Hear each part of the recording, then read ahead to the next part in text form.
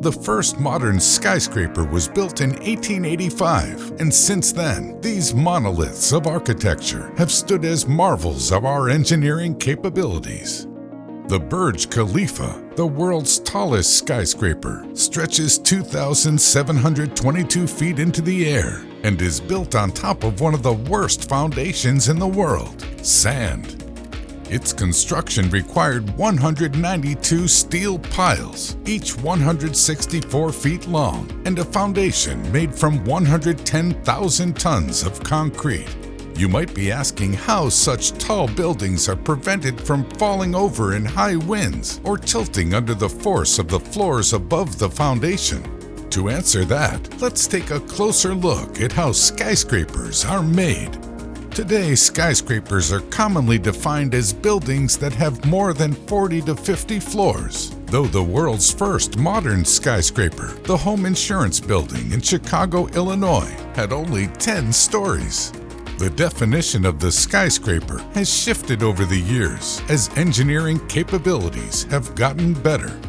Skyscrapers are one of the most efficient uses of space in a crowded city, but they present a plethora of engineering challenges. One of the biggest challenges modern skyscrapers face is the fight against one of Earth's most basic forces, gravity. As buildings get taller, the foundation and bottom floors have to hold more and more weight. That is why when it comes to skyscraper construction, one of the most important aspects is building a solid foundation. Many skyscrapers are built on bedrock. Once the construction drawings and other related documents have been completed and approved by the authority in jurisdiction, the project will then be awarded to a contractor by the client through a consultant. In this period, the construction of the proposed project will begin. Construction can be summarized into 12 stages. The temporary facilities such as engineer's office, labor's quarter, material storage room, temporary water, and electric supplies and other related facilities should also be constructed prior to the start of work.